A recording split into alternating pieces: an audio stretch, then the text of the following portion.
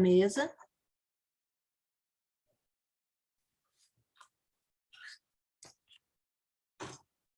Então, primeiramente eu quero dar uma boa tarde para todos, agradecer a presença de vocês aqui, nessa continuidade do nosso seminário, né, nosso segundo seminário discente, Educação e Pandemia, os desafios e perspectivas de quem faz pesquisa, né, do fazer pesquisa nesse contexto todo que a gente está vivendo. Essa mesa é uma mesa de egressos, e eu até brinquei e brinco que é uma mesa de egressos recentes, porque como o nosso tema do nosso seminário é educação e pandemia, a gente queria conversar um pouquinho sobre o que foi esses desafios dos últimos 2 anos, né? E trazer esse relato de experiências de quem, né, teve que se adaptar a esse novo contexto, né, porque do isolamento social, porque a maioria do objeto de pesquisa dos pós-graduandos em educação é a escola, né, ou os meios educativos, ensino superior ou educação infantil, e isso tudo foi muito impactado, né, pelo isolamento social, pelo ensino remoto emergencial. Também, como objetivo dessa mesa, é a gente proporcionar, né, para os novos pesquisadores relatos de experiência, né, de abordagens metodológicas diferenciadas. Então, essas 5 pessoas que estão aqui compondo a nossa mesa, que agora eu vou dizer os nomes, foram escolhidos também por isso, né, porque quando a gente olhou a listagem de egressos recentes, a gente fez um detalhamento dessa parte, né, das metodologias, para que a gente, que ainda está desenvolvendo sua pesquisa, que ainda está pensando, né, nos seus objetivos e nos seus métodos, diferentes formas, né, de se fazer pesquisa em educação. Então, com esse objetivo que eu convido, então, agora, a Bibiana Alves Gatto, a Lilian Alves Schmidt, a Renata Santos da Silva e o Thomas Castro fazerem parte dessa mesa. O Lucas Reck da Silva, que também foi um convidado, ele está tendo uma intercorrência com o cachorro dele, teve que levar o cachorro às pressas por uma clínica, então ele não sabe se vai conseguir entrar a tempo, né? A gente já, de antemão, já avisa vocês. Então, agora a gente vai começar, então, dando a palavra para a Bibiana, né, que vai conversar um pouquinho sobre a dissertação de mestrado dela, o capital científico nas crenças e atitudes de professores pedagogos em relação ao ensino de ciências. Seja bem-vinda, Bibiana. Boa tarde, Lorena, boa tarde a todo mundo. É um prazer estar aqui, obrigado pelo convite. Desculpem a minha voz, mas estou me recuperando do Covid, tive Covid essa semana passada, mas graças a Deus nenhum sintoma apesar da voz, então qualquer coisa, se vocês não estiverem me ouvindo direito, vão me avisando e eu vou falando. Montei esse slide, é um único slide, para que a gente possa conversar um pouquinho sobre o meu mestrado, né, sobre o meu trabalho de mestrado. Então, o título do meu trabalho, né, como a Lorena já falou, foi mudado, obviamente, devido à pandemia. Tudo estava tão lindo, tão maravilhoso, passei no mestrado, vamos começar tudo, e de repente, pam, a pandemia, né? Eu sou professora, trabalho em escola, né? Já foi aquele choque, e aí depois o choque aconteceu de novo também, lá na PUC com o meu mestrado. Antes de começar o mestrado, tinha trocado o meu orientador. Já começou meio, já fiquei meio, né, mas ok, tudo certo, ótimos orientadores a gente tem ali, né, então tudo certo. Então começa a pandemia, meus planos vão já sofrendo mudanças diretamente com o meu orientador, que era o professor José Luiz. Já comecei a pensar em mudanças, porque sabia, né, que elas teriam que acontecer conforme o tempo fosse passando. Bom, então, em junho de 2020, né, como eu coloco ali, eu fiz a minha qualificação. Então, já na minha banca, né, eu já percebi ali, já recebi muitas sugestões da banca, o que é algo muito importante, né? Eu acho que a nossa banca nos ajuda muito, assim. Então, a minha banca de cara já me deu muita luz ali na hora de pensar em todas as mudanças. Já comecei mudando, então, muita coisa devido à pandemia, né? O meu plano inicial era fazer um trabalho diretamente com os professores, pedagogos, né? Então, a ideia era oficinas. A gente ia fazer oficinas, eu ia ter um espaço ali na PUC com o professor José Luiz para fazer essas oficinas, né? Bem ligadas ao ensino de ciências, e já não deu. Já tive ali que começar as minhas mudanças, né? Então, eu mudo praticamente tudo no início, eu mudo o título do trabalho, mudo a minha pergunta de pesquisa, mudo meu objetivo geral, mudo meus objetivos específicos, então tudo mudou praticamente, né? Claro, eu não queria sair do meu assunto, do meu tema ali principal, né? Isso eu não queria perder, então eu tentei muitas vezes pensar com o Zé, o meu orientador, né? Como fazer isso sem também perder aquilo que eu tinha como a minha ideia, o meu projeto lá do início, né, no início de tudo. E deu certo. Então, a nossa adaptação maior acabou sendo mesmo na metodologia, né, para coleta de dados. Então, aquelas oficinas já não poderiam acontecer. Eu tive que pensar uma maneira de juntar todos os meus dados ali e começar a minha pesquisa. Então, eu troco as minhas oficinas por grupos focais e crio um questionário. Eu uso um aplicativo, não é aplicativo, né? Um site, né? Em que a gente monta um formulário bem extenso, assim, bem legal, que se chama Qualtrics, o nome do aplicativo.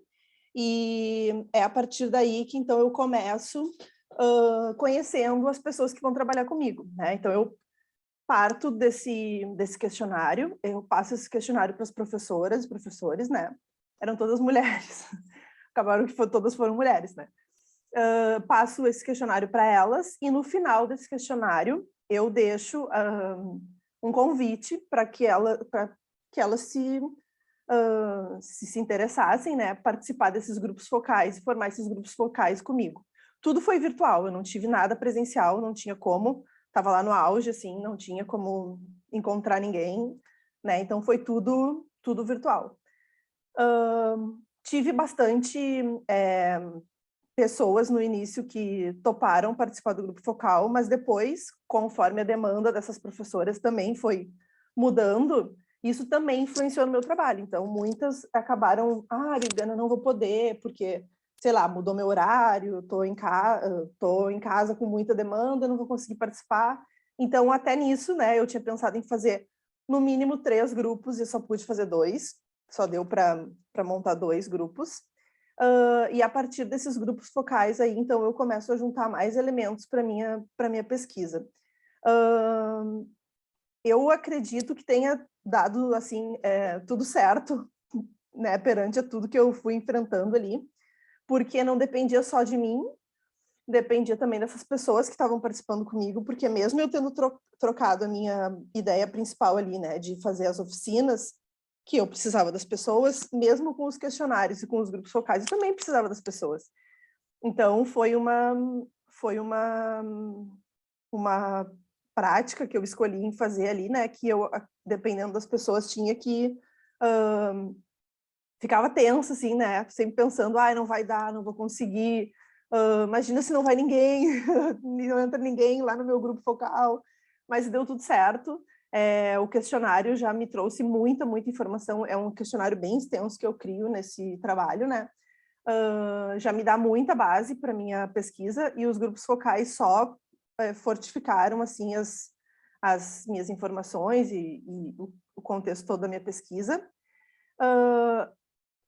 Eu deixo, assim, como sugestão para quem está também, né, nesse momento de pensar na sua qualificação ou, enfim, né, no seu trabalho, para que organize um cronograma, sempre, porque eu organizei um cronograma no início, esse cronograma se foi por água abaixo, mas eu refiz o cronograma e a partir do meu cronograma eu consegui me organizar muito bem, assim, eu acho, para isso.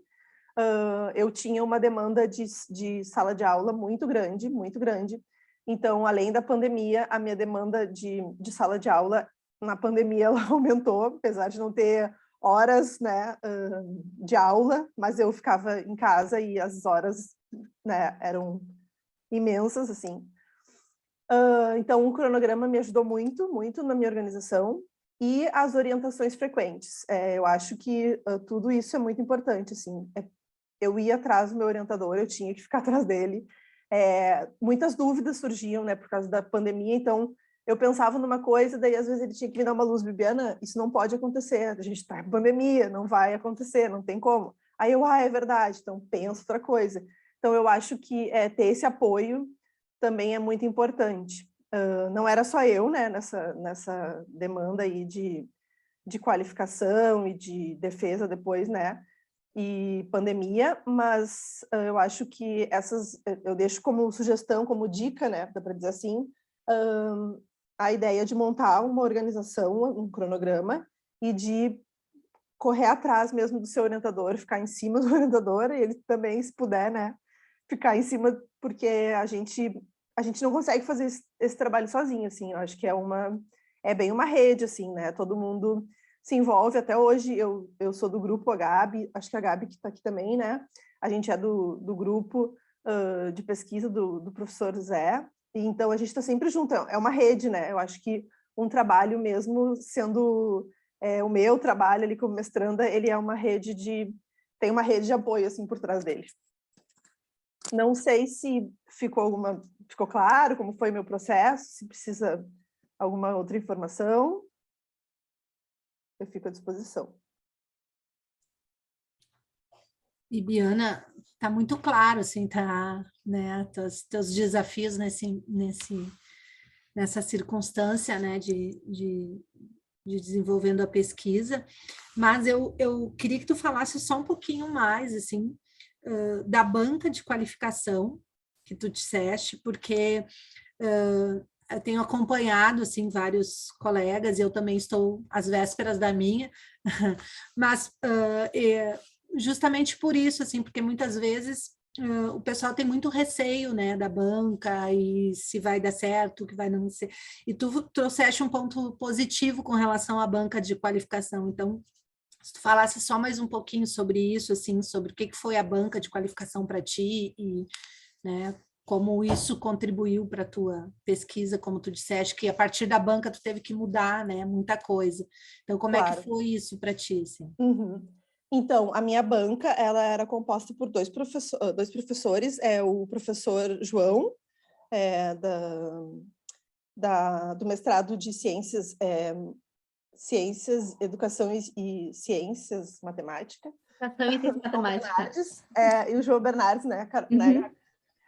Foi o João e foi a Cristiana. Ela é uma portuguesa, eu não sei se ela ainda está na PUC, mas ela é da Universidade de Coimbra. Ela foi também uma das minhas foi a segunda pessoa da minha banca, né? Eu fiquei bem apavorada, assim, porque eu fiquei pensando, nossa, o João era ali da PUC e tal, né? Mas a Cristiana, gente, a pessoa lá de Portugal, e ela, né? Eu fiquei pensando, fiquei muito... Porque tem uma diferença entre, né? Enfim, a educação toda. Mas foi muito legal, foi ela, inclusive, que me ajudou a montar esse questionário, ela que sugeriu, né, esse questionário. É um questionário que a gente consegue dividir ele ele todo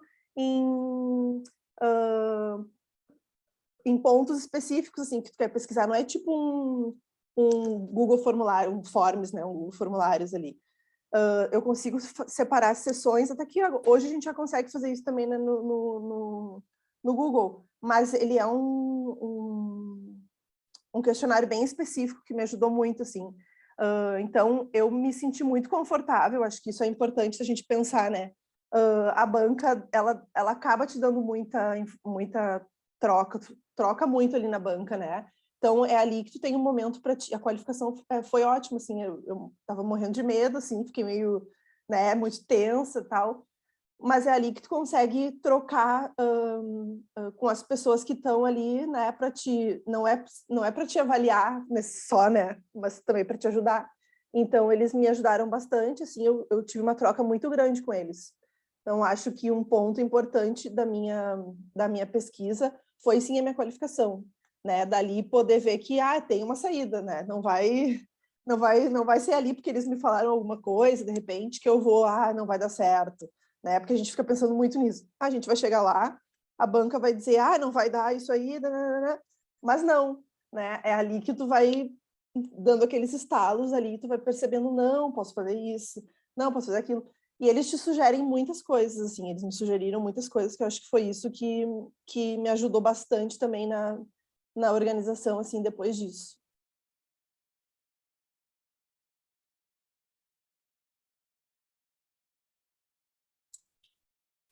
Que bom, que bom, que bom te ouvir, que bom também que a gente possa estar compartilhando isso, assim.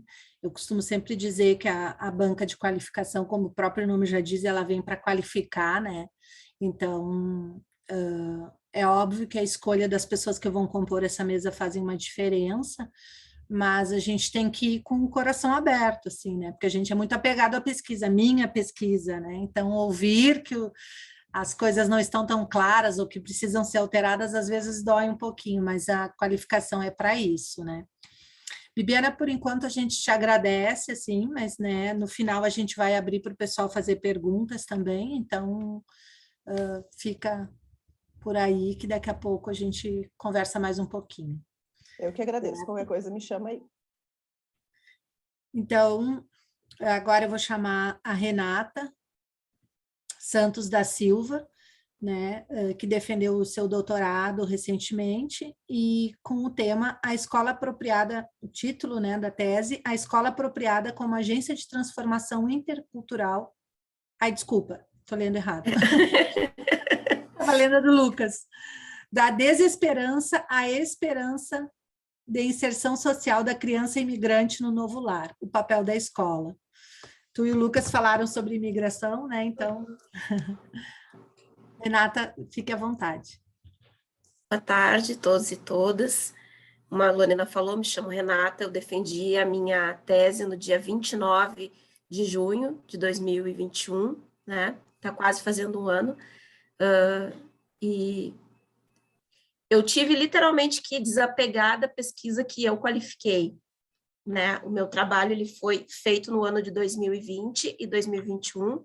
A minha qualificação foi em 2019, onde a gente não tinha nenhum vestígio de pandemia, né? Então, foi um projeto de tese todo baseado numa pesquisa em escola, com professores, uma etnografia, né? Onde, para mim, os dois pontos importantíssimos, assim, era pesquisar o cotidiano e pesquisar crianças imigrantes.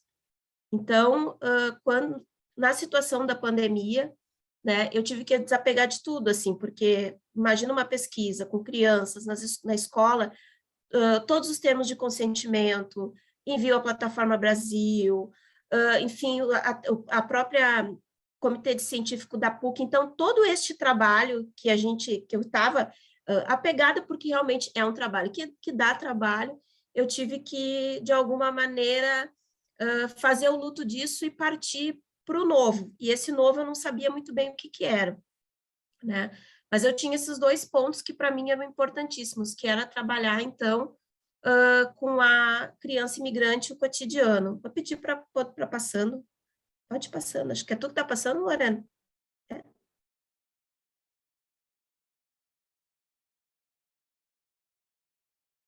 Pode passar. Isso. Então, eu tinha como foco, né? Eu mudei. E aí, então, como no cotidiano do Novo Lar, crianças imigrantes, estudantes de uma escola da Zona Norte de Porto Alegre, vivenciam os direitos presentes na Convenção sobre os Direitos da Criança. Então, isso já foi o meu problema de pesquisa, eu mudei, né? O objetivo da pesquisa também eu mudei para algo mais amplo, né? Com uma noção, assim, de como eu ia começar a pensar em investigar, em analisar esse cotidiano dessas crianças, né? Pode passar, Lorena. Acho que são mais iniciais. Pode passar. Bom, então, não, pode voltar um pouquinho. Volta uma. Isso, tá? Então, eu conversando com a minha orientadora, eu resolvi, então, fazer uma pesquisa exploratória, né, para conhecer esse contexto, uma pesquisa qualitativa, tá? Eu mantive, então, o meu local de pesquisa, que é a Zona 3, que é a região do estado do bairro Sarandia, aqui de Porto Alegre, né? E comecei esse caminho de pesquisa por onde eu poderia começar naquele momento, que era entrevistando, então, online os professores, né, dessa escola que eu iria fazer a etnografia. Né? Então, foi a primeira coisa, assim, que me ocorreu, como eu vou fazer? E, junto com isso, a dúvida, qual é a metodologia que vai me dar um endosso desse meu caminho científico, né, desse meu caminho de pesquisa. E aí eu pesquisei muito e cheguei na cartografia, e me senti acolhida pela cartografia, porque no momento em que o isolamento social era uma regra, né, não havia alternativa, e que a gente não sabia como é que as coisas iam acontecer, nem sinal de vacina, nem nada, a cartografia me deu esse entendimento que a pesquisa, eu ia fazer ela pesquisando, que não tinha um caminho, não tinha como eu estabelecer um caminho prévio, se não fosse indo por onde a pesquisa me levaria, me conduziria. E eu me senti abraçada pela cartografia, e aí, então, tranquila de ter encontrado uma metodologia que endossasse meu trabalho, eu fui fazendo, eu fui caminhando, literalmente. Então, a pesquisa começou em abril de 2020 e terminou todos os procedimentos de coleta em janeiro de 2021. Então, eu iniciei por onde eu conseguia, né, que era fazendo entrevista com os professores. Então, eu conversei com algumas professoras da escola, onde eu iria fazer, né, aquela primeira pesquisa qualificada, né, que qualifiquei, e aí, então, conversando com as professoras, eu descobri que algumas iam na frente da escola, eventualmente, no final de semana, entregar doações para as famílias dos alunos. E aí, então, eu fui nesse dia combinado. Eu fui umas 2 vezes nesse dia combinado e também coletei informações de como as famílias estavam chegando, qual eram as conversas. Eu conversei também com algumas famílias e com alguns alunos e fui descrevendo tudo isso que estava acontecendo, como um diário de campo mesmo, né? Além das entrevistas com as professoras. Bom, seguindo nessas 2 vezes que eu fui fazer essa doação lá com elas, eu descobri que no bairro uma líder comunitária fazia um mesão. O que era esse mesão? Esse mesão é um dia na semana que ela, então, fazia doações para as pessoas, né?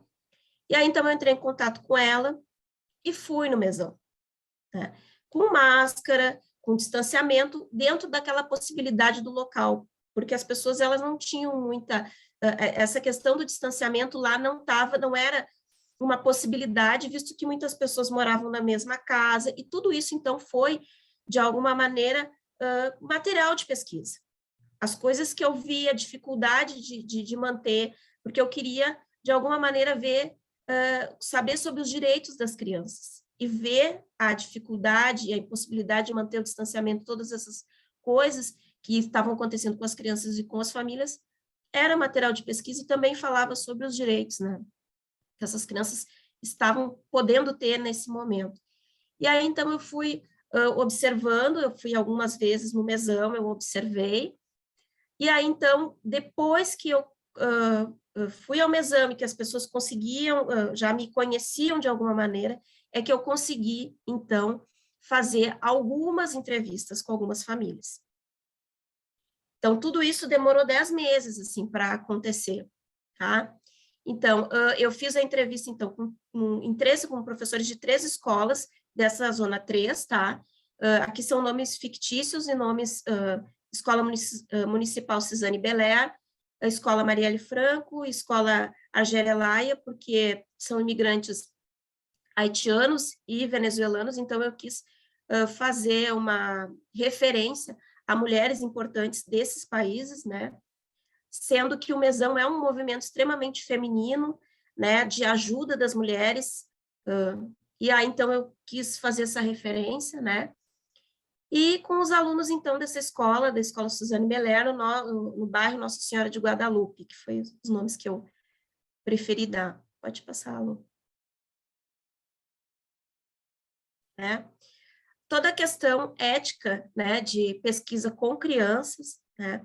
E tem uma das várias passagens, assim, que eu acho importante desse trabalho, dessa pesquisa, que foi, de alguma maneira, também me formando como pesquisadora, acho que a gente está sempre se formando, mas de entender, a gente estuda muito questões éticas, mas viver as questões éticas no caminho da pesquisa também é importante.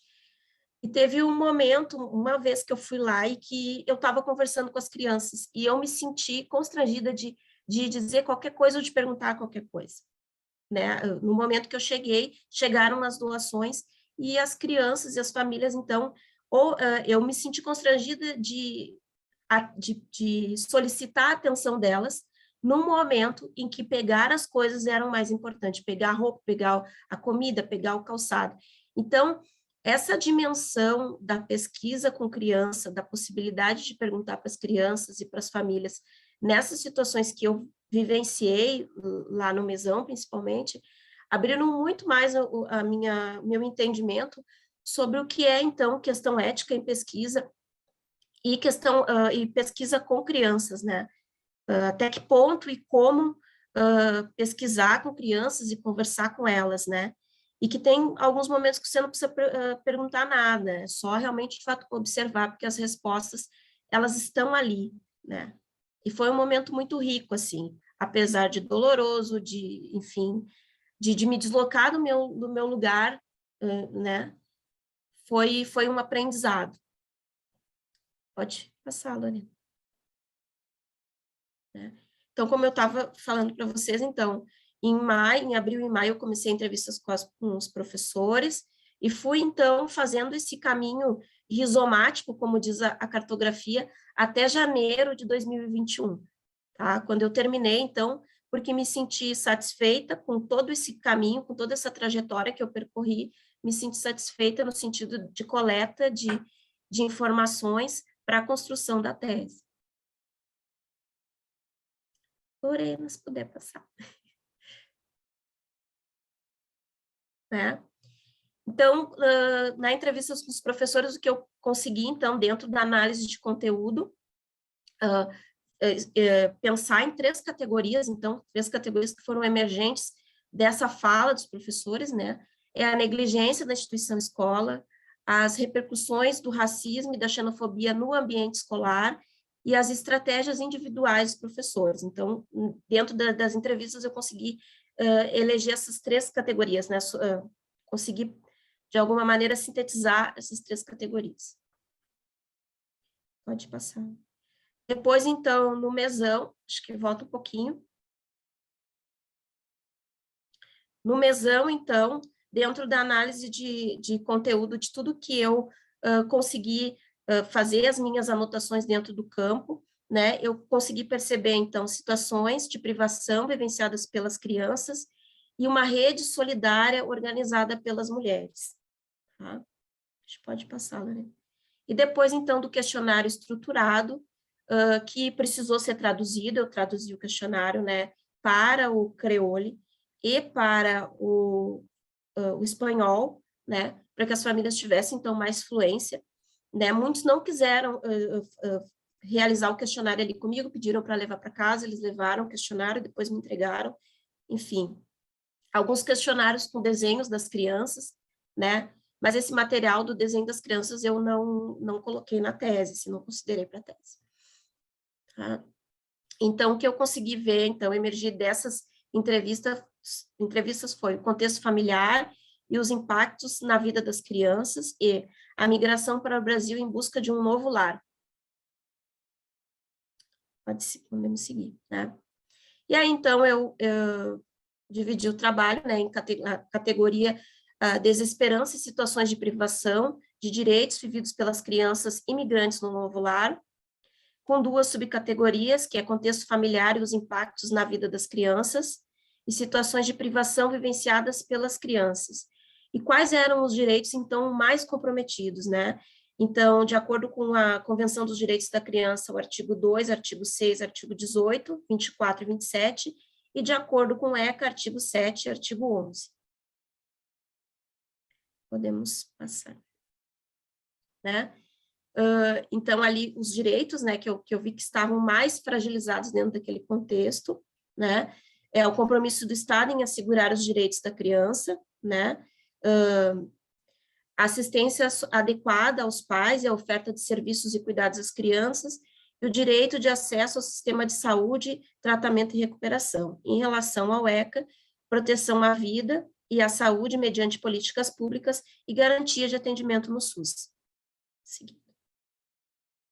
Né? Depois, a criança imigrante no cotidiano no novo lar, uma outra categoria, então, a criança imigrante no contexto, no cotidiano escolar, a negligência da instituição escolar, as repercussões do racismo e da xenofobia, e os direitos, então, que eu via que estavam mais fragilizados nesse contexto.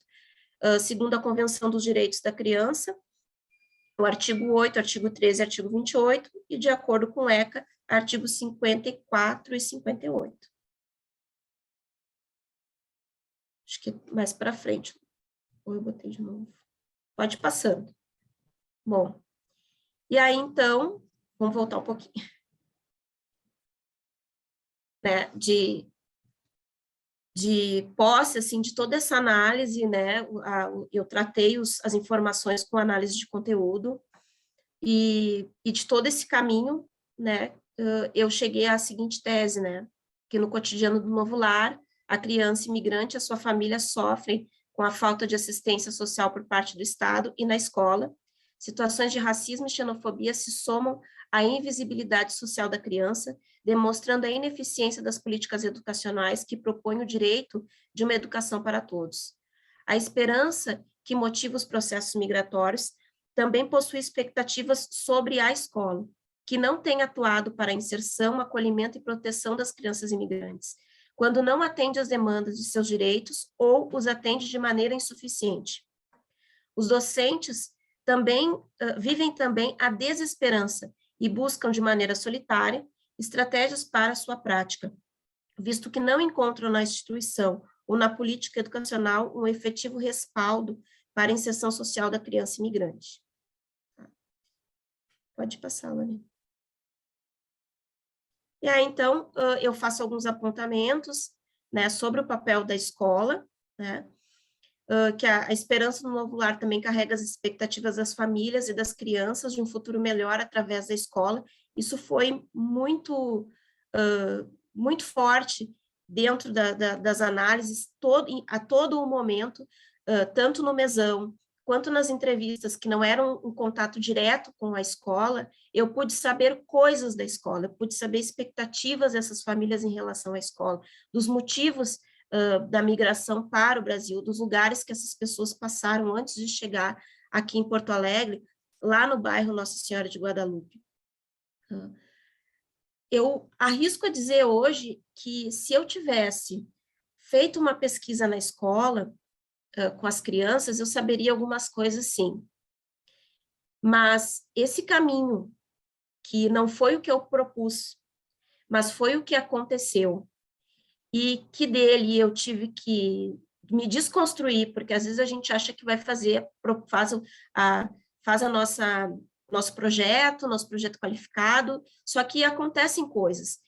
E se a gente for pensar, a ciência como um todo precisou, de alguma maneira, se repensar, precisou, claro que eu não estou querendo fazer uma comparação da importância de tudo que a ciência foi nesse período da pandemia em relação ao meu trabalho, mas que tudo precisou de adaptação, de mudança, de novos caminhos.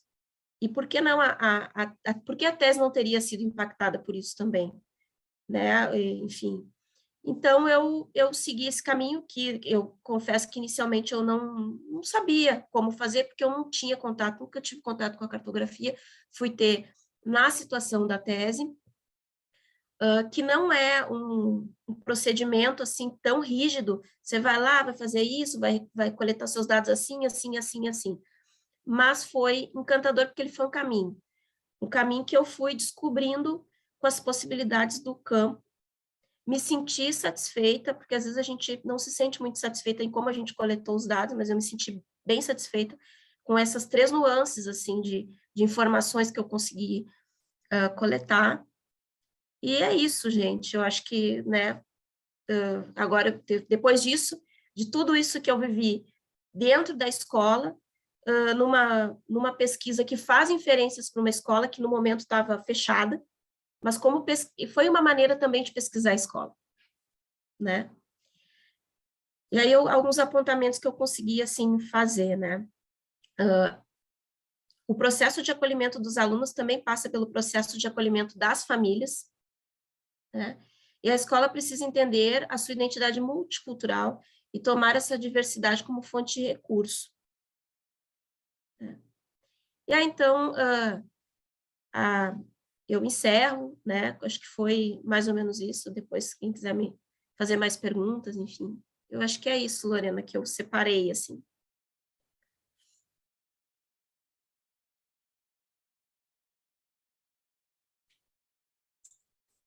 Muito obrigado, Renata, assim, tu trouxeste bastante informações, bastante detalhes, né, de como foi a tua pesquisa e a própria cartografia, assim, né, como eu tinha te falado quando a gente estava conversando, assim, essas perspectivas metodológicas diferentes, assim, né, que a gente não está tão acostumado, e que é importante, assim, para a gente que está iniciando a pesquisa, que está fazendo a sua pesquisa, ter conhecimento, assim. Então, muito obrigado mesmo, acho que tu também traz um destaque importante para as questões éticas, né, que envolvem o trabalho com criança, não só o trabalho com criança, o trabalho com adulto, mas quando se trata de criança, né, a gente tem protocolos a seguir, tem a Plataforma Brasil, mas tem questões que vão muito além disso, né, como tu disseste ali quando tu estava frequentando o mesão, né, o que realmente dali, né, aparecia e que tu ia usar na tua pesquisa, né, como essas questões impactam a gente, pesquisador, e de que forma a gente vai trazer isso para a pesquisa, respeitando o lugar desses sujeitos, né, na vida deles, assim. Então, muito obrigado. Também fica por aí. Espero que o pessoal faça bastante perguntas depois, para a gente aproveitar. A Lilian colocou no chat aqui, né, Lilian, para a gente... Eu não tinha conseguido baixar enquanto estava... Entrou ou não? Isso, Lorena. Eu vou pedir que tu compartilhe só, porque eu tô com medo de compartilhar aqui e trancar como trancou da última vez. Mas não entrou para mim aqui. Ah, tá lá em cima, tá. Achei. Tá lá em cima, eu acho que tem um arquivinho ali em PDF, é isso? Isso. Deixa eu salvar aqui.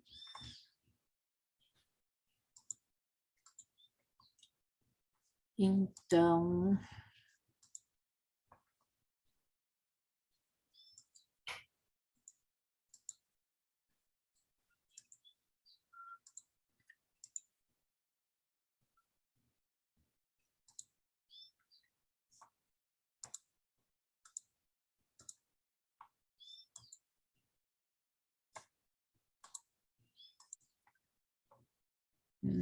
aqui.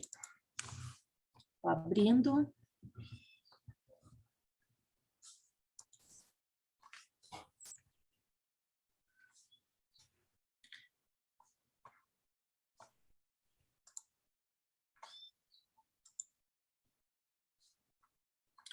Então, bem, Lilian Alves Schmidt, com a tese Aprender na Horta Urbana, Práticas e Experiências em Comunidade. A palavra é tua, Lilian, seja bem-vinda. Obrigada, Lorena. Oi, pessoal, boa tarde, então, a todas as pessoas que estão aqui. um prazer estar no seminário, no segundo seminário. Sou egressa, então, do PPG. Para mim é uma alegria muito grande estar aqui, porque esse evento faz muito sentido para mim, né? Então, é um evento produzido para estudantes, por estudantes, né? Então, para mim, realmente faz muito sentido essa experiência aqui, né? E, de pronto, eu já quero agradecer a Lorena, principalmente, e a Gabi, que foram as pessoas com quem eu mais tive, assim, contato, né, em virtude do seminário. Então, agradecer, né, pela paciência, porque a gente não é fácil, né, a gente ajuda, dá suporte dentro dos GTs aí, né, mas a gente sabe que a gente não é fácil. Então, agradeço, né, pela paciência das gurias, enfim, né, por toda a organização dos estudantes, por todo o coletivo esse que se constituiu para fazer o seminário. E eu vou apresentar um pouco, né, uma parcela, um pedaço, algumas das reflexões sobre a tese que eu defendi pelo programa, que se chama Aprender na Horta Urbana, Práticas e Experiências em Comunidade, né? Essa tese teve como orientação, como orientadora, e o professor Marcos Vilela Pereira. No início da tese, ela foi orientada pela professora Isabel Carvalho, né? E depois passou, então, pela mão do professor Marcos Vilela Pereira, e ambos, né, pertencentes à linha de pesquisa, teorias e culturas e educação, que foi a linha, né, que eu trabalhei ao longo do meu mestrado, do meu doutorado, e que me constituiu, de certa forma, né, também como pesquisadora em educação. Lorena, eu vou pedir para que tu passes. Bom, né, acho que tu passou por 3, eu vou te pedir só que tu retorne para o 2, beleza? É isso aí, vai dar uns pulos, mas a gente dá conta. Valeu, Lorena. Bom, pessoal, então, assim, né, essa tese, né, ela traz muito do meu percurso como pesquisadora, no sentido de que, né, ao longo do mestrado, eu comecei trabalhando com o tema da formação de professores e o tema da educação e ambiente, né? Eu venho da licenciatura em Ciências Biológicas, então a minha prática como professora de Ciências e Biologia e também como educadora ambiental, né, sempre me levaram aí a pensar sobre esses temas de educação e ambiente, né? E ao longo do meu mestrado eu fui deslocando, né, os meus modos de entender, os conteúdos e modos de ensinar, fui pensando, né, deslocando os meus interesses ao longo do processo de formação de mestrado para os modos e lugares de aprender, né? Eu fui tendo contato com diferentes organizações comunitárias e acabei, né, encontrando um espaço particular de atuação e um espaço que me chamava a atenção pelos significantes com os quais trabalhava, né? Então, pelos conceitos com os quais operava e pelo território também, né? Então, eu passei a estudar uma experiência particular de organização comunitária, que era uma horta comunitária, localizada aqui num bairro periférico de Porto Alegre, que é o bairro Lomba do Pinheiro. Então, né, nesse percurso, por esse espaço, meu interesse era pensar que experiências de aprendizagem aconteciam ali, né, naquele lugar. Pode passar, Lorena. E aí, esse espaço de horta comunitária, né, ele fica localizado na zona leste aqui de Porto Alegre e passou a ser constituído, né, passou a se constituir como um espaço comunitário de cultivo urbano, né, em 2010, a partir de uma pré-conferência de assistência social. Então, se a gente for pensar no âmbito das políticas públicas, né, esse projeto passa a ser gestado a partir dos comitês de implantação do Fome Zero, né? Então, momento que saudade do meu ex, né? Mas é isso, né? Acho que é importante a gente pensar, né, no quanto essas políticas públicas, elas refletem uma série de elementos, né, que servem para a gente pensar também os espaços educativos para além da escola, né?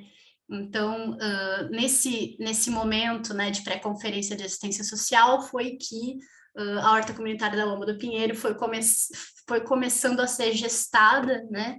E a partir daí, então, a Prefeitura de Porto Alegre começa a instituir esse espaço e cede um território, né, da própria Prefeitura para consolidação dessa iniciativa. Pode passar, Lorena.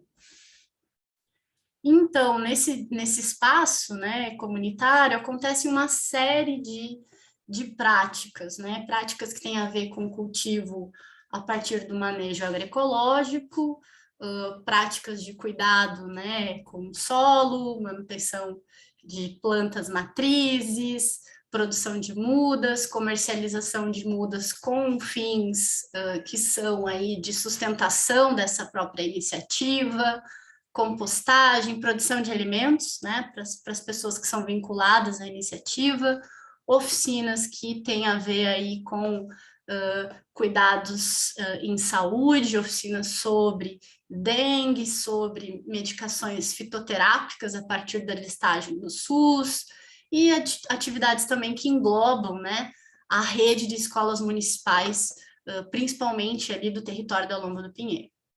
Então, essa iniciativa engloba uma série de práticas. Pode passar, Lorena.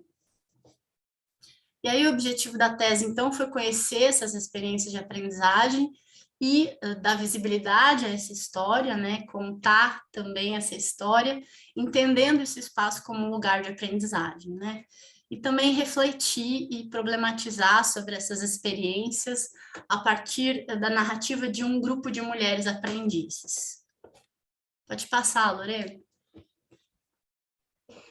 E aí alguns pontos foram importantes para a pesquisa, né? O primeiro deles é que a pesquisa se constituiu a partir da noção de que aprendizagem e ensino não estão necessariamente vinculadas, né? Isso é uma ponderação importante para fazer aqui, né? Porque, em geral, na formação de professores, a gente sempre fala do binômio ensino-aprendizagem, né? E desde a perspectiva da tese, há uma relação aí que não necessariamente está posta, né? Pessoas aprendem em espaços não institucionalizados sem, muitas vezes, né, serem ensinadas nos moldes como nós, né, dentro das instituições, estamos acostumados, né? Então, a tese, ela parte desses entendimentos e também do entendimento de que os lugares de aprendizagem são plurais, né, e que é possível aprender, né, muito em espaços fora das instituições, em espaços como os feitos, né, os construídos a partir dos movimentos coletivos e movimentos sociais, né? Então, na tese, né, foi acionada a noção de que a comunidade, né, espaços comunitários podem ser espaços de aprendizagem. Pode passar, Lorena. E aí, dois conceitos ancoram a tese, né, e aqui eu trago eles de uma maneira muito sintética, que é o conceito de aprendizagem e o conceito de comunidade, né? A tese está pensada a partir da construção, aí, a partir do campo da antropologia e educação, né? Então, a aprendizagem, né, desde o que a gente pesquisou, está ligada a uma prática social situada, né? Ou seja, ela é sempre imersa e dependente de um contexto, né? De um contexto de prática. E, para a gente, né, aprender é participar e exercer uma participação consistente e ativa em determinada prática, né? Então, a gente aprende porque a gente participa e exerce participação consistente e ativa em dada prática, né? Então, foi esse o sentido que a gente acionou ao longo da pesquisa e o sentido que a gente atribuiu, né, que a gente pensou e pesquisou sobre comunidade, tem a ver com esse arranjo recursivo aí, né? Ou seja, né, comunidade para a gente não é uma unidade indissociável, né, é uma experiência de coexistência, de fazer essas determinadas práticas junto a outros, né, e tem a ver com uma experiência de projeção para fora de nós mesmos, né. Então, o sentido de aprender em comunidade passa por aí, né, passa por esse diálogo e encontro com esse outro. Pode passar, Lorena. E aí, chegando, né, nas questões metodológicas da tese, essa tese ela teve uma abordagem, né, metodológica a partir da etnografia, né? Então a gente fez um percurso etnográfico por esse campo, né, por esse campo de pesquisa, e aconteceu uma observação participante, né, foi sendo desenvolvida ao longo, desde o início, do final ali de 2017 até o início de 2020. Então, né, eu quero ponderar essa questão metodológica, porque eu acho que, segundo que a Lorena nos colocou, né, a parte que geralmente mais o povo quer saber, né? Então, assim, vou dar uma ênfase nisso, né? Eu acho que logo que a gente começa a fazer a nossa pesquisa, né, muitas vezes nos atravessa aquele sentimento ou aquela necessidade do eu preciso decidir por que caminhos eu vou seguir, né? Mas acho que ao longo da nossa formação a gente precisa estar aberto e sensível, né, à necessidade de que esse campo nos interpela, né? As nossas questões nos interpelam, a gente precisa estar aberta para as diferentes abordagens às quais esse campo pode nos levar, né? E a etnografia, no caso, né, da minha pesquisa, né, da pesquisa que eu desenvolvi ao longo do tempo, foi uma possibilidade para que eu pudesse me aproximar daqueles objetivos que eu estava me propondo na pesquisa, né? Então, não fui eu muito que escolhi a etnografia, mas no sentido de que, não posso dizer também que a etnografia me escolheu, mas eu posso dizer que foi a abordagem que, na costura, né, no artesanato dessa pesquisa, mas tinha relação com aqueles objetivos que eu estava me propondo, né? Então, acho que é nesse sentido que a gente pode operar, né, com as nossas abordagens metodológicas, né, penso eu. Então, a observação participante eu comecei em 2017, já no final de 2017, com inserções mais esparsas em campo, e ao longo de 2018 e 2019 comecei a fazer uma sistemática mais estruturada, né, até para poder construir projeto de qualificação e também, né, poder esquematizar aí ao longo do tempo melhor esses dados, né, coproduzir melhor esses dados.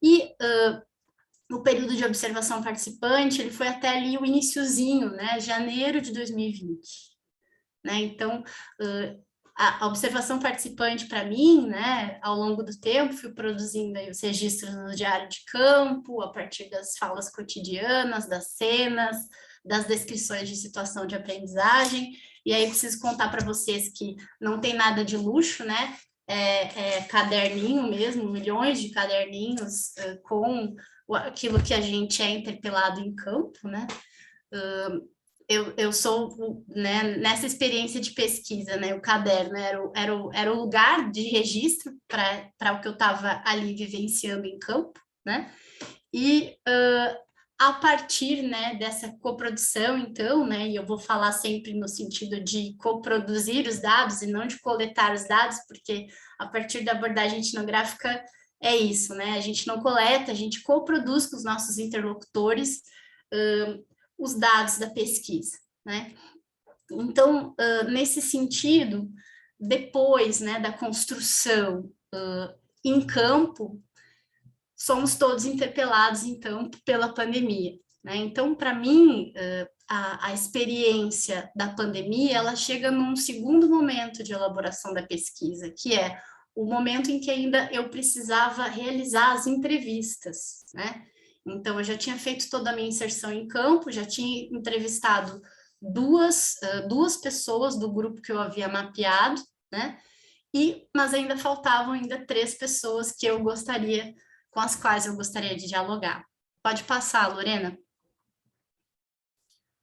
E aí, enfim, né? A experiência da pandemia mudou, né? Não preciso nem contar para vocês como foi, né? Acho que vivemos todos juntos isso, e juntas isso, com os nossos desafios pessoais, profissionais, né?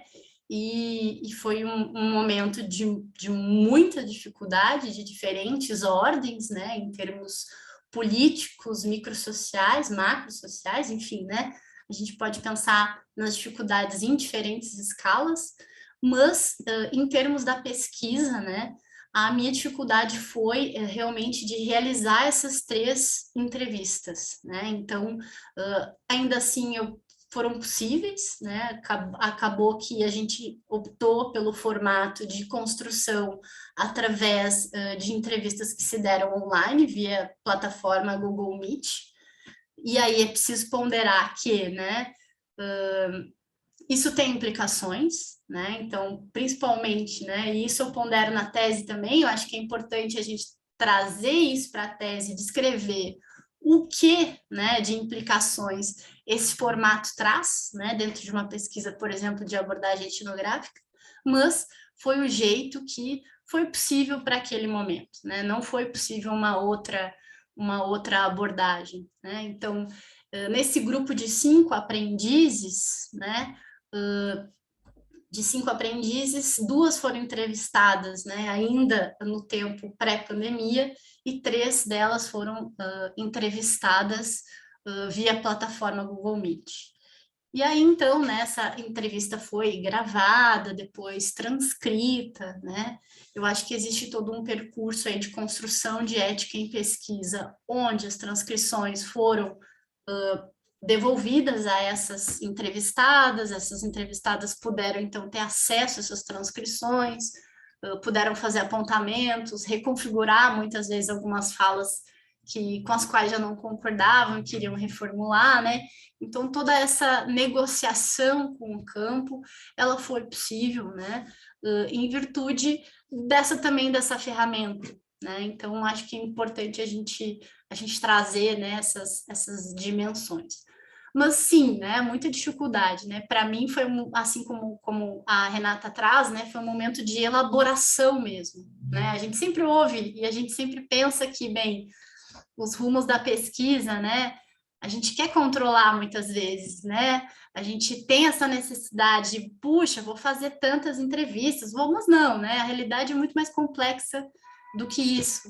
Então, cabe, né, ao pesquisador, à pesquisadora também, né, ser aberta a esse processo e tentar, né, reconfigurar-se com essa realidade, né? Então, dentro da experiência da tese, foi essa a possibilidade para essas entrevistas, né?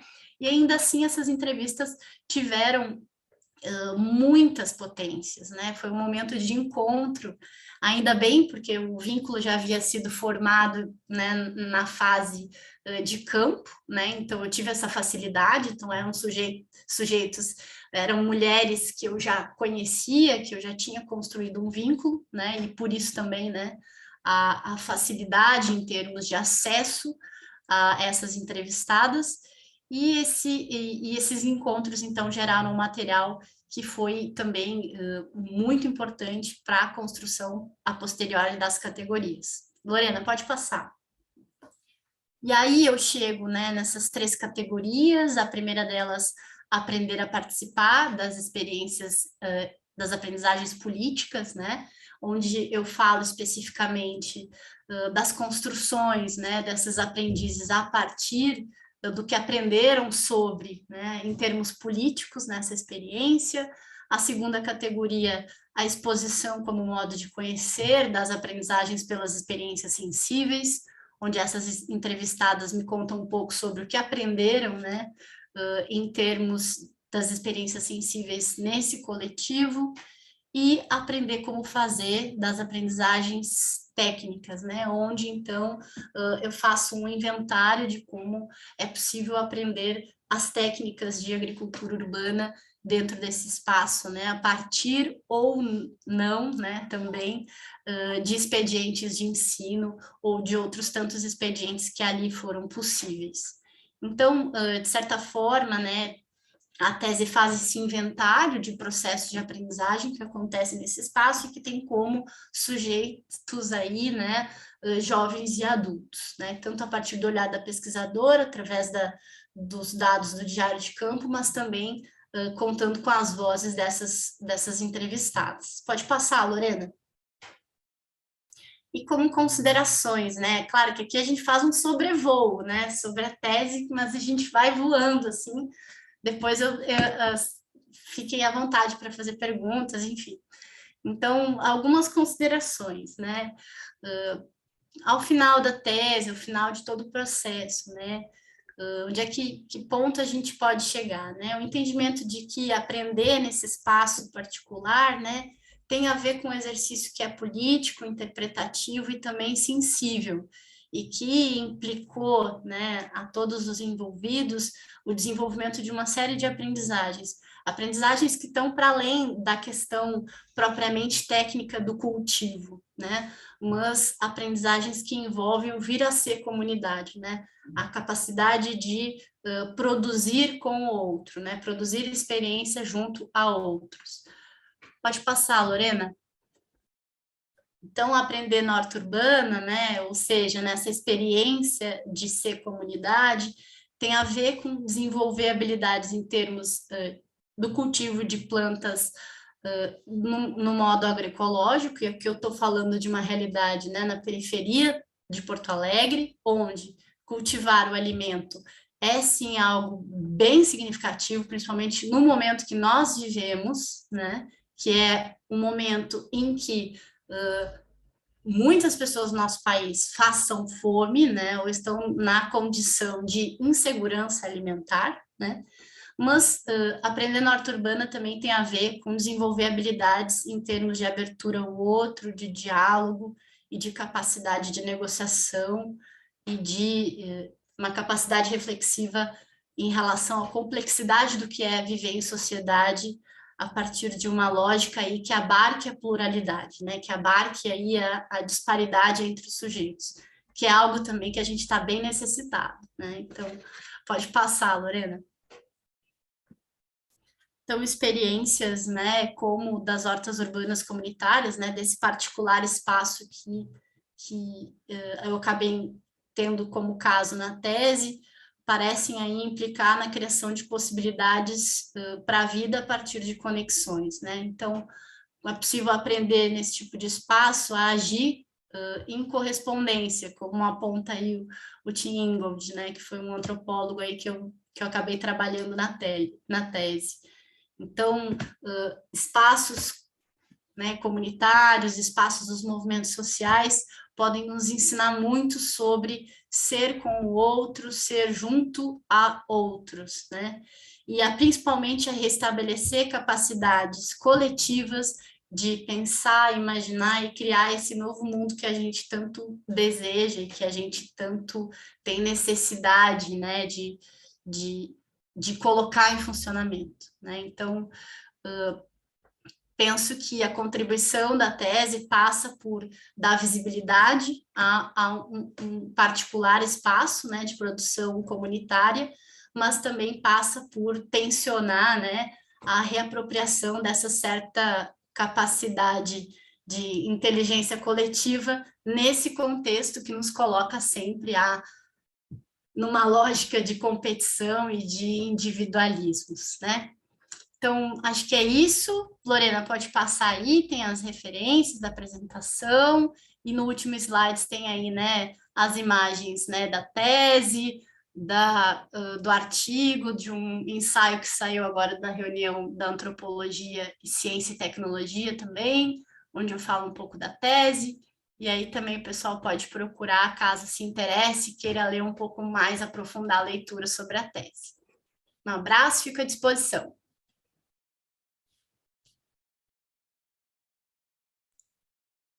Muito, muito obrigado, Lilian. E é realmente isso, assim, a gente faz aqui um convite, né, para o pessoal que está nos assistindo a ler esses trabalhos, né, ler essas teses, ler essas dissertações.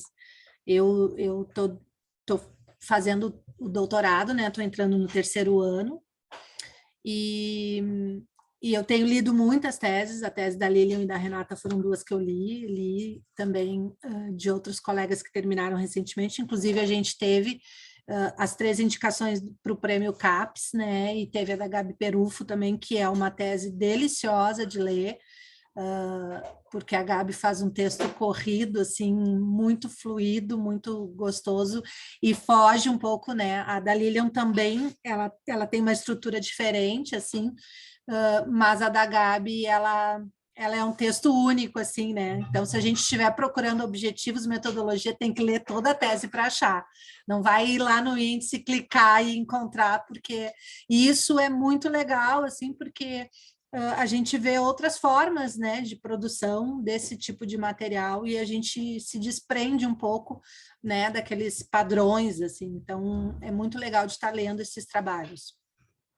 A Lilian traz muitas coisas também importantes, mas eu, né, destaco aqui só assim, essa questão da abordagem etnográfica, né, do quanto isso diferencia na produção dos dados, né? Ela traz essa coisa da coprodução dos dados, né? Então, do pesquisador se abrir para isso, né? Esses dados não serão produzidos por ele, mas serão produzidos com ele, né? E do respeito a essas questões éticas que envolvem a coleta desses dados, assim, do quanto a gente precisa também estar atento a isso, né? Do nosso interlocutor que nos dá, né, todo esse material e do respeito que é preciso com eles, assim. Então, destaco essas questões, assim, para vocês também irem refletindo a partir dos trabalhos de vocês. A gente vai passar para o Thomas, né, porque tá muito bom, assim, ouvir vocês, mas a gente quer depois, no final, também abrir um pouquinho para conversar. Então, agora eu convido o Thomas, com a dissertação de mestrado dele, Ensino de História, Realidade Aumentada enquanto Recurso Pedagógico. Seja bem-vindo, Thomas. Oi, gente, tudo bom? Deixa eu compartilhar aqui, então. Vocês estão vendo um PDF ou estão vendo a minha tela cheia de arquivos? PDF, Estão vendo o certinho. PDF? Uhum. Ah, tá, perfeito. Para mim está aparecendo a minha tela. Então, antes de mais nada, boa tarde. Agradeço o convite, tá? Muito importante voltar num evento do PPG Edu e de ver rostos que eu vi, né? A Renata, a Bibiana, a gente compartilhou muitas aulas aí juntos e também de poder trazer um pouco da minha experiência na construção do meu trabalho, mas eu trago, na verdade, como o nosso trabalho, e eu explico o porquê que é nosso, né? Não é meu. E então, bom, o meu trabalho é uma tese, na verdade, uma dissertação de mestrado, tá? E ela se chama Ensino de História, Realidade Aumentada enquanto Recurso Pedagógico, e ela foi defendida em 31 de março de 2021, né? E essa apresentação é a mesma apresentação que eu apresentei na minha banca final, tá? E ela era constituída pelo professor Luiz Martins, do curso de História, e pela professora Lúcia Girafa, do PPG do aqui mesmo. E eu fui orientado, na época, pela professora doutora Adriana Kampf, que foi uma parceira fundamental na construção desse trabalho. Bom, assim como a Bibiana, eu entrei e eu perdi a minha orientadora inicial, que era a Priscila Coles. Ela acabou indo trabalhar na Católica de Brasília e a Adriana abraçou o meu projeto, né?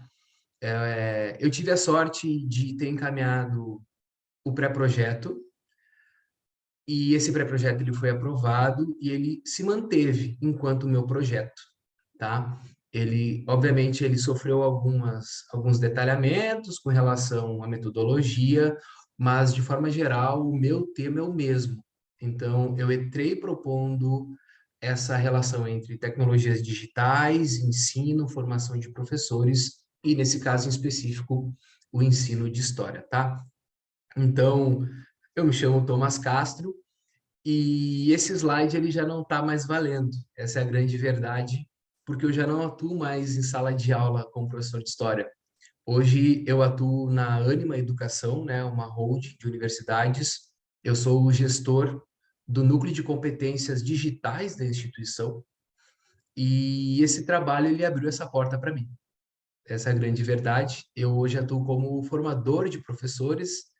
Na verdade, eu sou gestor de uma equipe de formador de professores que atua com diferentes secretarias de Estado de Educação e hoje o núcleo impacta cerca de 6.000 pessoas pelo Brasil inteiro, professores. Então, o número de alunos só no Rio Grande do Sul são 31 mil. Realmente eu não tenho os números consolidados de quantas pessoas hoje as aprendizagens que eu desenvolvi dentro do curso de mestrado elas impactaram e possibilitam que eu atue, né? E eu já atuei em programas de inovação na época, porque hoje eu atuo novamente. Quando eu entrei no programa, eu atuava na Tecnopuc, né, enquanto formador de um projeto de inovação e integração de elementos digitais. Mas eu sempre fui um professor de história inquieto e que via dentro da própria história uma dificuldade de ela, ser reafirmada enquanto ciência no século XXI. Então, 2018, sabemos o caos e a tragédia que foi e como a ciência vem sendo vertiginosamente desvalorizada e desvalidada, e a história mais ainda, né? Esse revisionismo histórico me apavorava e os espaços que eram ocupados dentro da comunicação sobre história não eram realizados de forma correta, e quem ocupava esses espaços trazia perspectivas históricas que não estavam alinhadas com a produção acadêmica de verdade. Então, acabava se reproduzindo teorias e falas que não estavam de acordo com aquilo que a gente discute dentro da academia. E a grande verdade é que eu queria possibilitar aos meus estudantes maior capacidade de significação da história. Que eles compreendessem de verdade o significado da história e de que eles compreendessem que a ciência histórica não é a ciência do passado. Ela se vale do passado, mas ela olha para o presente. A ciência da história, ela olha para o presente. Ela se vale dos fatos, das informações e dos dados do passado para que a gente possa interpretar, conceber, compreender e até certo ponto, ainda que nós historiadores não sejamos futuristas, indicar de alguma forma os caminhos mais corretos que respeitem a dignidade humana, enfim, todos os elementos que constituem uma sociedade plural e justa. E eu me vali para fazer desse trabalho da prática reflexiva, né? A prática reflexiva, ela aparece enquanto metodologia de aprendizagem e de ensino para diferentes autores, incluindo o Paulo Freire, tá? Mas aqui eu vou me valer do Chon, que diz que a prática reflexiva é você ensinar, refletir sobre a sua atuação e aprimorar. Ação, reflexão, ação. É um contínuo processo de aprendizagem daquele que ensina. E é nesse sentido, então, que eu busquei conceber uma área interrelacional para a minha atuação, né? A minha área interrelacional, ela buscava cruzar história, enquanto ciência, educação, enquanto um campo amplo, que a gente sabe que é, e as tecnologias digitais. Importante salientar que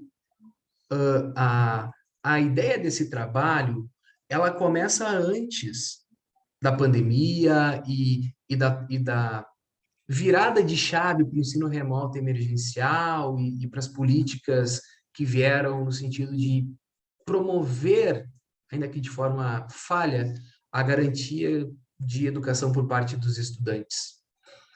Porque na minha área, a tecnologia é algo muito distante. Essa é uma grande verdade, assim. História, passado, velho, antigo, tecnologia, inovação, disrupção, tudo que tem à frente do seu tempo. Essa é uma perspectiva errada, né? A história fala e versa sobre tecnologia o tempo inteiro. Qualquer coisa que a gente pense é tecnologia, a roda, a agricultura, todas as soluções desenvolvidas para acabar com o problema ou promover o desenvolvimento de algo é uma tecnologia. E eu precisava trazer isso para o meu cotidiano de ensino.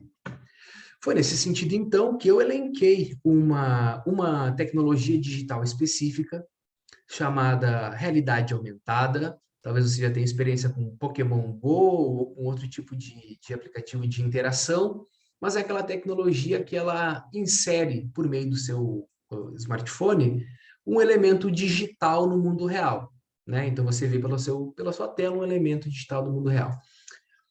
A importância disso para a história é a imersão, a correlação, a significação e a aproximação entre o indivíduo que está aprendendo hoje com o objeto histórico.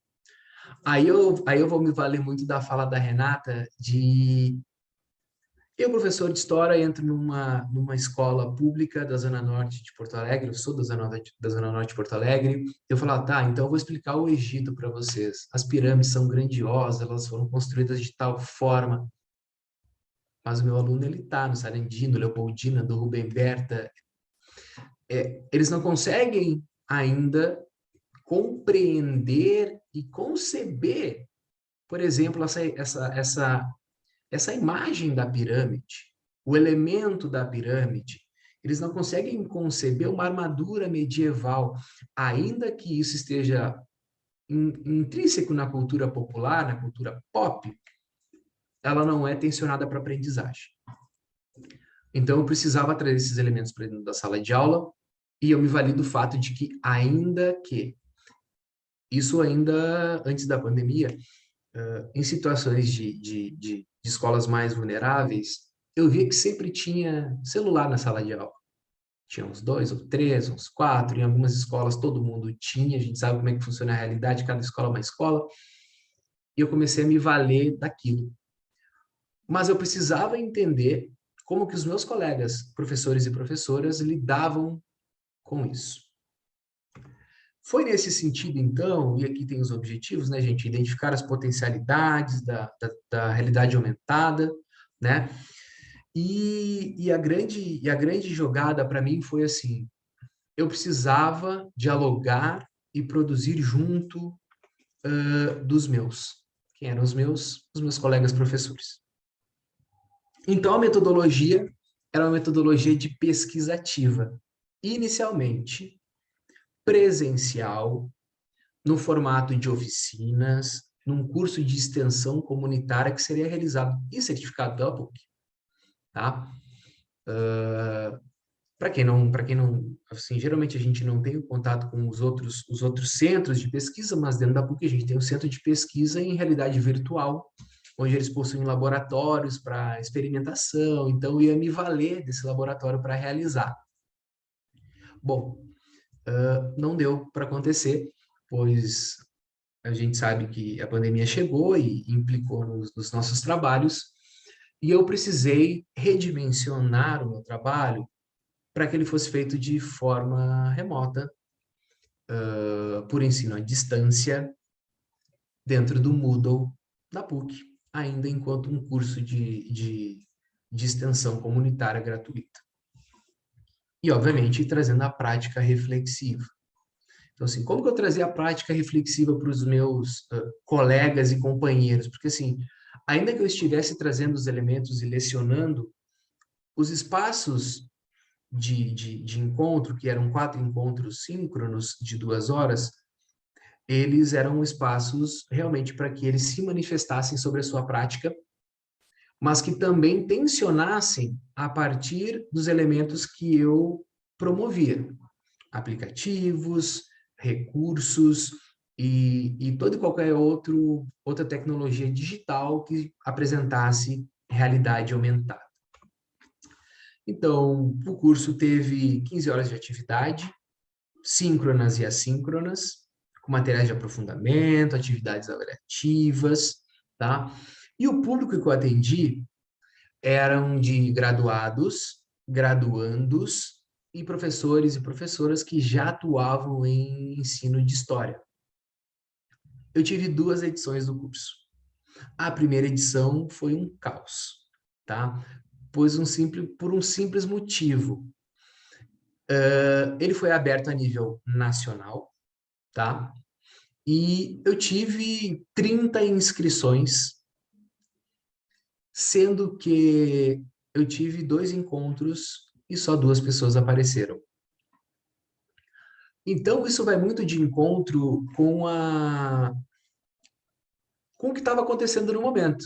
Muitos cursos online aparecendo, né? Então, assim, todo mundo começou a estudar de forma online e um curso gratuito em tecnologias digitais, que era uma necessidade, né, do momento.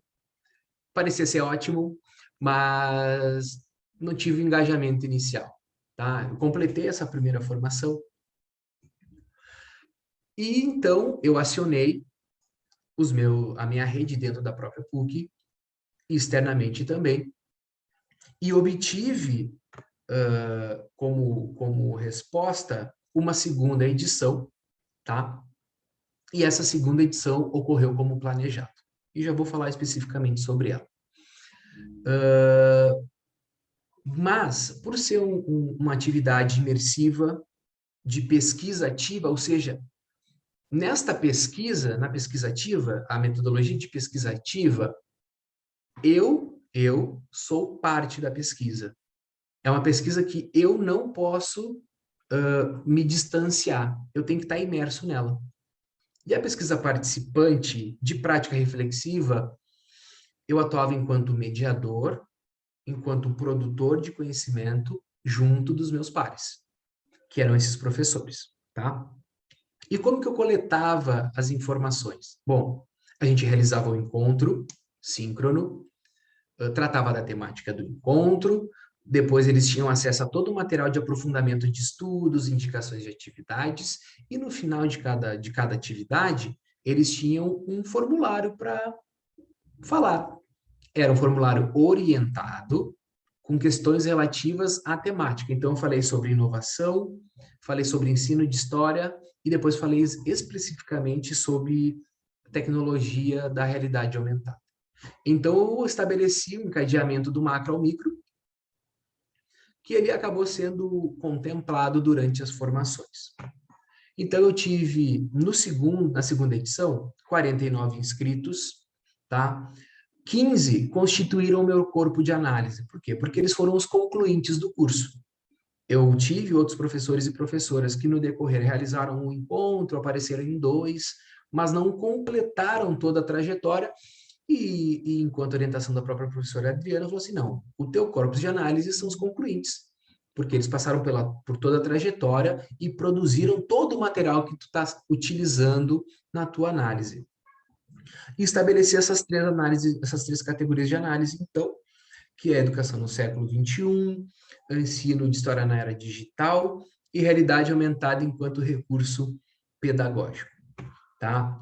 E aqui a gente tem os resultados, né, que eu trago, foi o baixo engajamento do discente, aprendizagem não é significativa, mas o que eu quero trazer de verdade é que eu precisei, no meu caso, atuar em uma rede de colaboração, tá?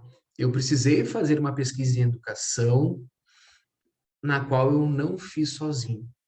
Eu escrevi, mas eu não produzi sozinho essa dissertação. Tanto pelo fato de que, quando eu entreguei o trabalho final, meu trabalho final ele tem 201 páginas, sendo que 70% do trabalho é só anexo. O que são esses anexos? São todas as manifestações realizadas pelos professores e professoras que participaram da minha pesquisa. Então, a produção deles, conjunta, foi maior do que a minha produção individual. Então, eu abro a minha dissertação agradecendo a esses parceiros, tá? E a grande verdade é que, sim, eu senti a necessidade, e acho que todo mundo que pesquisou utilizando um método de ensino à distância, verificou que a distância, ela atrapalha. Ela atrapalha no sentido de que a educação ela é um processo humano e que esse distanciamento, claro, as questões externas do mundo também impactavam, elas estavam diretamente afetando nós, profissionais da educação, tá? Então, eu trago aqui como um produto final um infográfico, né, que traz os professores enquanto os principais atores da educação, e nesse caso a realidade aumentada ela é só uma coadjuvante, né? É um trabalho constituído em conjunto e que sim, foi muito desafiador fazer, tá? Acho que todo mundo que teve o redimensionamento do seu trabalho para um modelo diferente do que pretendia encarou um desafio, mas trabalhar com educação no Brasil é desafiador por si só, e que se a gente não ocupar esses espaços, alguém vai ocupar. E eu não garanto que a qualidade vai ser a mesma, tá? E assim, o que eu quero trazer? Hoje eu atuo no mercado privado de educação, e eu sei que se eu sair de onde eu tô, alguma pessoa que não tem a nossa complexidade e a nossa paixão por educação pode ocupar o nosso espaço.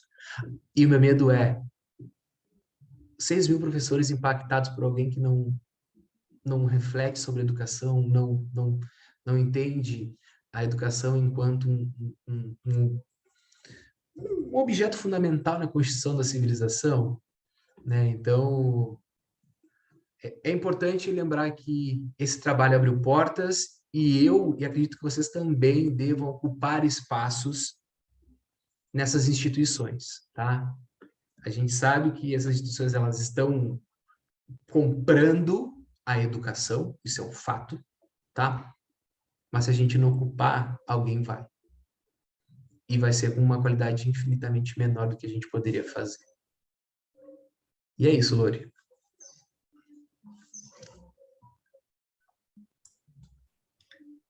Muito obrigado, Thomas, e que coisa boa ouvir tu falar isso no final, assim, né? Porque a gente cada vez mais assim a gente tem visto, né, pessoas ocupando esses espaços na área da educação e não são da educação, né, não estudaram, não se apropriaram, né, desse lugar e por questões mercadológicas, né, essas pessoas estão invadindo e pior ainda definindo políticas, né, nacionais que vão impactar na gente que é educador. Né? Então, é muito importante isso que tu falou, assim, acho que fecha com chave de ouro as falas. Então, estamos abertos, pessoal que quer fazer alguma pergunta, né? A gente tá no nosso horário das 18 horas, mas a gente já tinha previsto, assim, que essas coisas sempre acontecem, né? De a gente se envolver com as falas e querer ouvir um pouco mais, então a gente ainda tem, né, um período aí para a gente poder conversar um pouquinho. Quem quiser perguntar alguma coisa, quem quiser apontar alguma questão na fala dos colegas. Como eu tinha falado antes, assim, a gente acho que é muito importante, assim, a gente ter esses espaços para a gente estar ouvindo as experiências. Isso foi uma demanda que os estudantes, principalmente do mestrado, trouxeram para a gente ano passado na representação discente, mas que a gente também, enquanto participante dessa representação, a gente se valida desse lugar, assim, porque hoje até conversando eu e a Gabriela, quem fez iniciação científica, quem teve a oportunidade de estar dentro da academia, de estar assistindo bancas, de estar assistindo aulas, de estar ali, tem uma outra experiência, tem uma outra vivência, né? E muitas vezes chega no mestrado e no doutorado com outras possibilidades, assim, né? Mas cada vez mais a gente tem recebido muitos alunos, né, que estão vindo direto, assim, né, da graduação ou das escolas mesmo. Então, tem pouca experiência na pesquisa, assim, né, como um todo, né, nesse sentido. Então, ter esses espaços para a gente estar ouvindo as experiências de vocês, eu acho que só tem a enriquecer, né? Então, de novo, faço o convite para vocês lerem o trabalho dos colegas e de outros colegas e dos grupos, né, que a gente participa, dos grupos de pesquisa que a gente participa.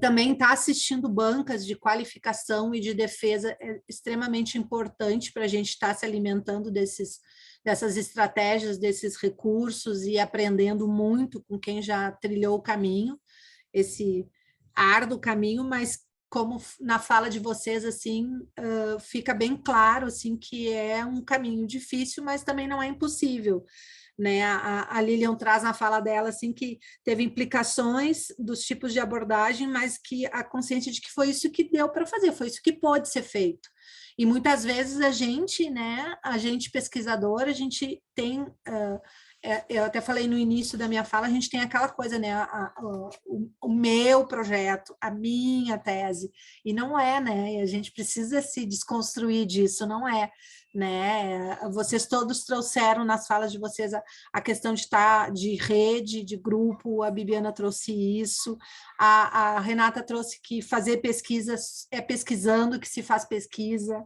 né? A Lilian também trouxe, eu até anotei a frase do último slide dela ali, ser com o outro, ser juntos, assim, é isso que é fazer pesquisa, né? E o Thomas também trouxe a questão de atuar numa rede de colaboração, e que o resultado da dissertação dele era mais dos participantes dele lá, de quem colaborou, do que dele mesmo, né? Então, a gente se desprender, né, dessa rigidez de que aquilo ali vai dar certo, às vezes não dá, mas o que não deu certo não é que deu errado, é que, né, aquilo ali não deu do jeito que a gente tinha planejado, mas deu de outro jeito que às vezes até é melhor, né? A Renata trouxe muito isso na fala dela, assim, né, do quanto hoje ela olhando e vendo que talvez ela não tivesse tido informações que, se ela tivesse dentro da escola, ela teria conseguido junto com a comunidade,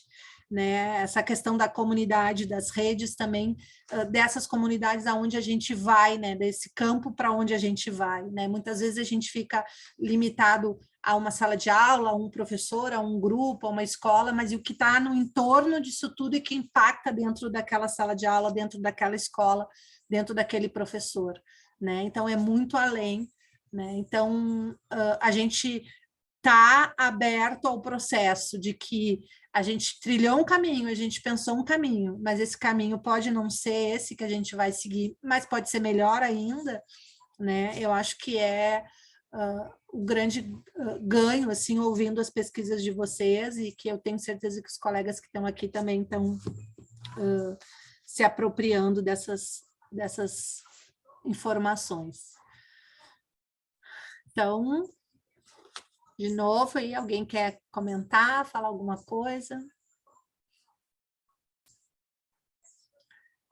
Então, a gente vai agradecer, assim, e deixar aberto aí para vocês fazerem um fechamento, uma despedida, ou alguma coisa que vocês queiram falar. Eu quero convidar todo mundo para tirar uma foto, enquanto as intérpretes estão aqui ainda.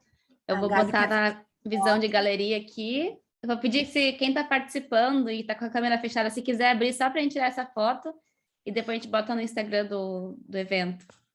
Eu quero agradecer muito a Angélica e a Thaís, que estão aqui com a gente desde de manhã, fazendo esse trabalho lindo, né, de tradução, para que a gente possa também estar alcançando outros sujeitos aí que a gente muitas vezes pode acabar deixando, né, de integrar. Então, muito obrigado, gurias, pelo esse lindo trabalho de vocês. Amanhã a gente tem de novo, né, na mesa de encerramento.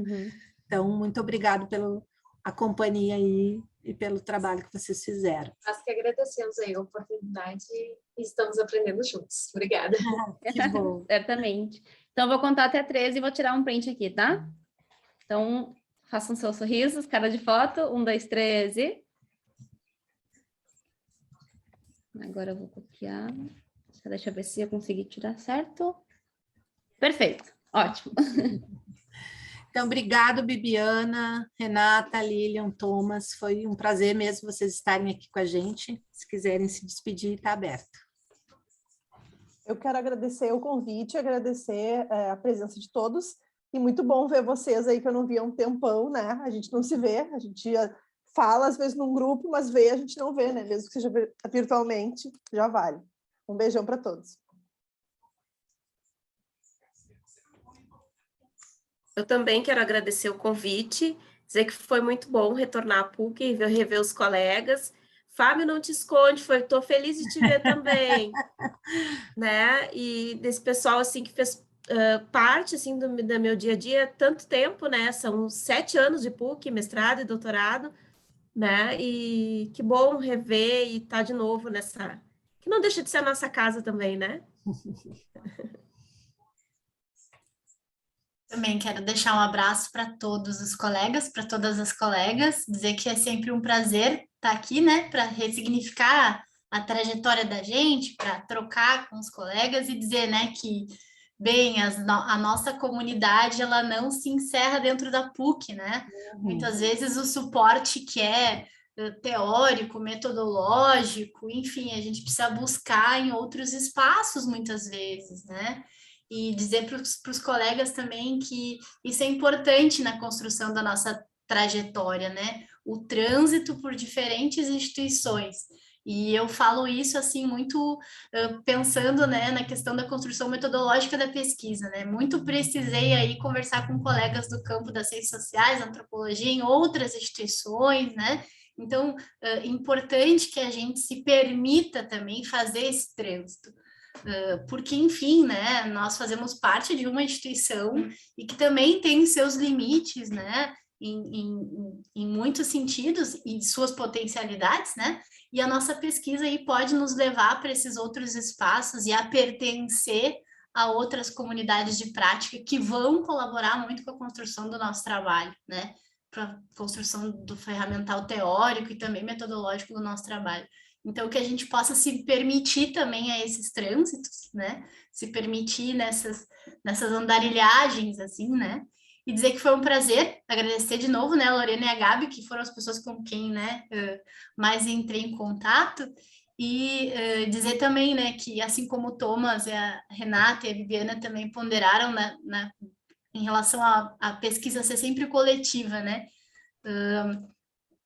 A linha com que principalmente me vinculei foi a linha de teorias e culturas da educação, acabei, né, sempre me aprofundando nos debates a partir dessa linha, então fica aqui meu agradecimento, né, a todos os professores também, colegas com quem dialoguei a partir da TCE, então valeu a todos, né, principalmente foram esses colegas que eu mais encontrei, né, mas fica aqui meu agradecimento a todos. Abração! Agradeço então, gente, novamente a coordenação do evento, pelo convite, pela oportunidade de revisitar esse trabalho que me propicia atuar onde eu estou atuando, tá? O lugar que eu ocupo hoje é o lugar que eu sempre quis ocupar. Esse é um ponto, né? E esse trabalho e as aprendizagens que foram inúmeras, assim, eu lembro de muitas aulas com a Renata, principalmente ali quando a gente estava desenhando os projetos, né, relembro que a gente estava a cadeira de projeto com a prof. Andréia, assim, isso dá, isso não dá, não vai dar certo, não, vamos conseguir, tá? E se chegar no final e não funcionar, é ciência.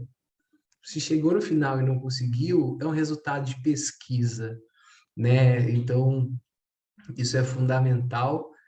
E quem quiser pode procurar no LinkedIn, eu sempre estou postando vaga, tá, gente, de educação para tudo que é lado. Quem quiser ir uns trampos, eu estou sempre olhando nisso também, colaborando com a galera, tá? E agradeço de verdade a todos os presentes, a todas, e ao PPG Edu, não só por esse evento, mas pela potência e pelo impacto na minha constituição enquanto educador que sou hoje e que me torno a cada dia.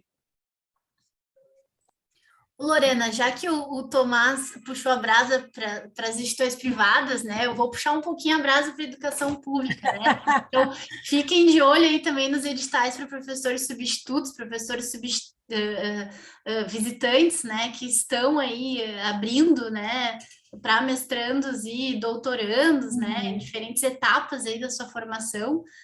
Logo depois, né? Da defesa, eu acabei fazendo alguns processos e hoje estou vinculada a Universidade Federal do Rio Grande está trabalhando com formação de professores, né, no curso de licenciaturas e pedagogia.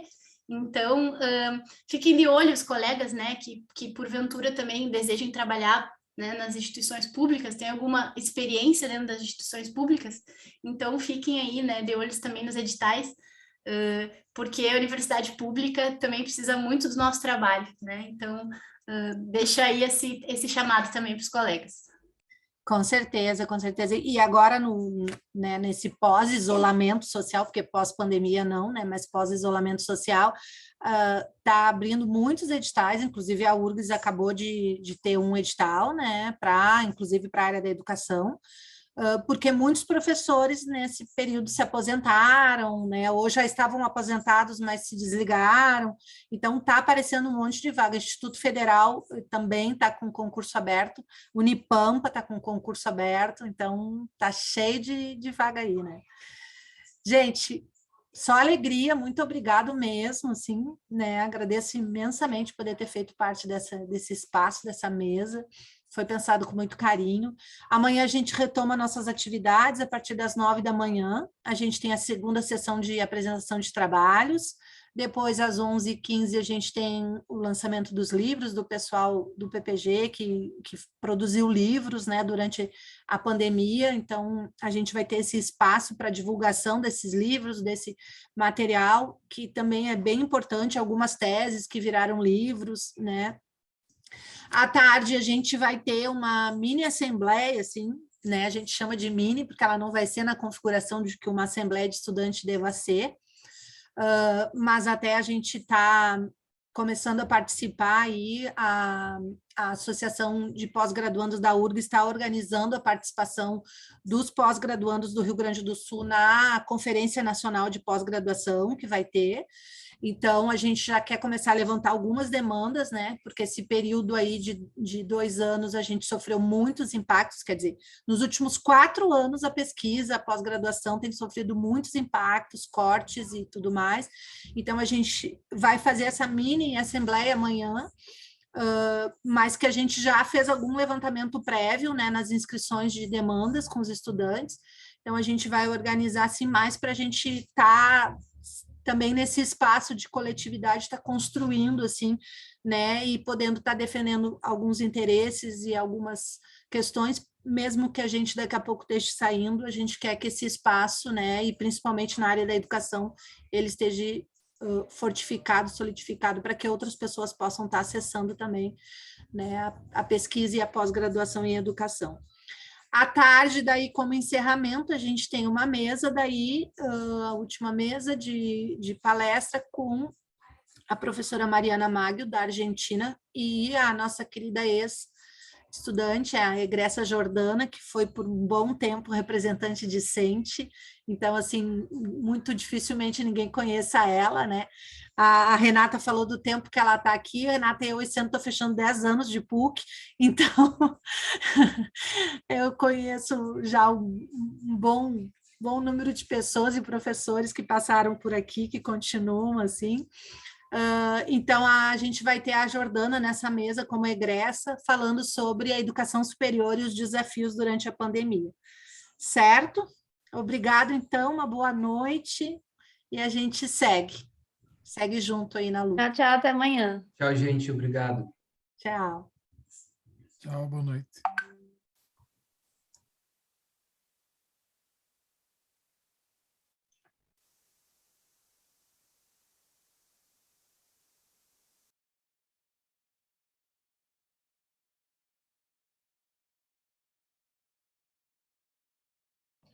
Fechou, então. É isso. É isso. Então tá. Vou parar a gravação aqui.